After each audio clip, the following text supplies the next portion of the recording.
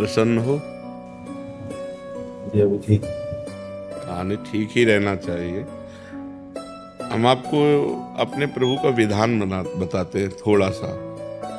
जब प्रभु किसी पर कृपा करते हैं, ये वैभव मिलना कृपा नहीं है, ये पुण्य है। पुण्य से एक घोर पापी को भी बहुत देखो, पाप करके भी उनका कोई पुण्य है जिससे वो सुकृत पूर्व के सुकृतवश चल रहे हैं, नया पाप है। ये वैभव बढ़ना या यश बढ़ना, ये भगवान की कृपा नहीं मानी जाती। भगवान की कृपा मानी जाती है अंदर का चिंतन बदलना, जिससे आपके अनंत जन्मों के संस्कार भस्म होकर और अगला जो है वो बड़ा उत्तम होगा। अंदर के चिंतन से होता है, बाहर से कुछ नहीं होता। महत्व अंदर का चिंतन। अच्छा, अंदर का चिंतन हम लोगों का स्वभाव बन गया बहिर्मुखी। बहिर्मुखी मतलब बाहर यश, कीर्ति, लाभ, विजय, इससे हमको सुख मिलता है। अंदर से कोई मतलब नहीं रखता कोई विरला ही अंदर से।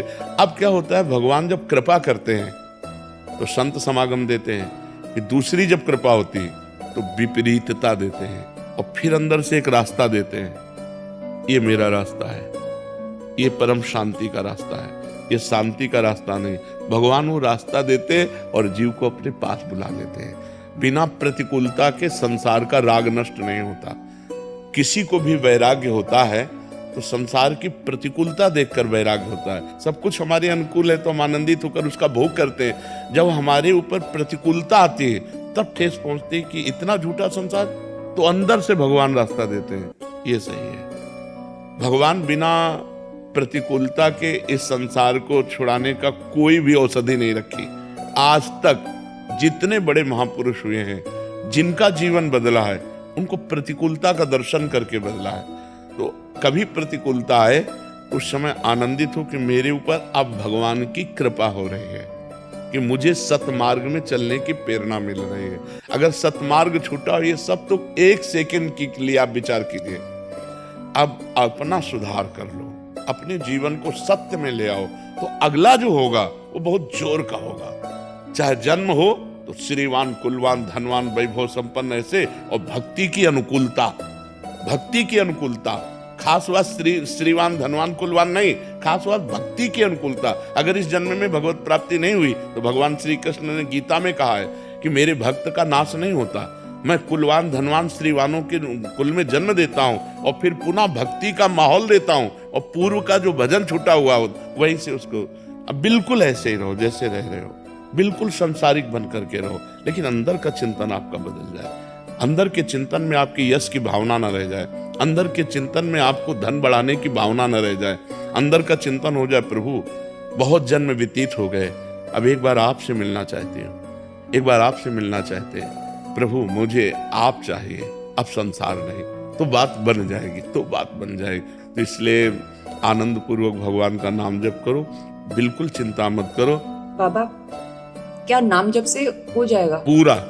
ये हम अपने जीवन का अनुभव बताते हैं। सांख्य योग और अष्टांग योग और कर्म योग और भक्ति योग, चारों योगों में प्रवेश रहा है। पहले हम सन्यासी रहे हैं 20 वर्ष सन्यासी रहे काशी विश्वनाथ जी।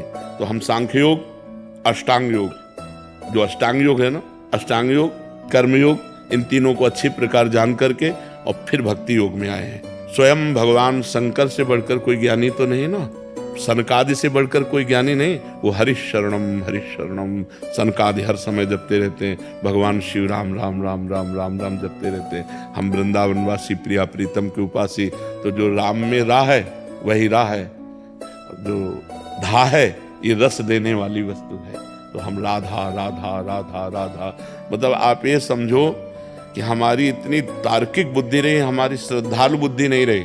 सन्यासी की जो बुद्धि होती है वो तर्क प्रधान होती, कसौटी पर कसने पर। तो हम केवल भावुकता में राधा राधा का प्रचार नहीं कह रहे कि हमने सुना और ऐसे ग्रंथों में पढ़ा और ऐसे कह रहे, स्वयं स्वाद लेके कह रहे और विश्वास के साथ कह रहे कि यदि आप राधा राधा जपते हो तो इसी जन्म में भगवत प्राप्ति हो जाएगी, इसी जन्म में। जैसे किसी से कहा जाए कि तुम सत्य बोलो, मंदिर में चढ़ के बोलो, तो हम मंदिर में नहीं, हम वृंदावन में बैठे हैं। करोड़ों मंदिर इसकी समानता नहीं कर सकते, भगवान का परम धाम है।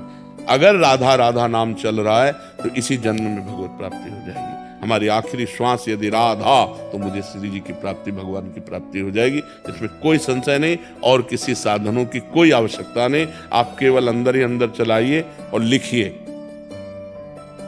देखो, हम जो कह रहे हैं उसको समझो। बहुत अधिक नाम जपने की हमें चेष्टा नहीं करनी, कम संख्या हो लेकिन मन लगा करके हो। जैसे हम, अब देखो, आप लिखो राधा, अपने दिमाग में लिखो, खुले नेत्रों लिखो, या बाहर देखो, दिखाई दे रहा है राधा लिखा हुआ, वही कान में सुनो राधा, वही अंदर उठाओ राधा। ये तीनों का एकाकार हो जाए तो ये करोड़ों नाम जप के बराबर है। देखो, जैसे हम बोला राधा, ऐसे हम 1000 राधा नाम बोले तो हम बोला राधा, ये उपांशु है, इसे उपांशु कहते हैं। राधा राधा राधा राधा 1000 बार, ये उपांशु हुआ। अब ये ऐसे उपांशु हम 10,000 बार जप करें, अंदर देखते हुए बोले राधा, उपांशु 10,000 बार नाम जप करने का फल एक बार मानसिक नहीं। इतना बड़ा फल है।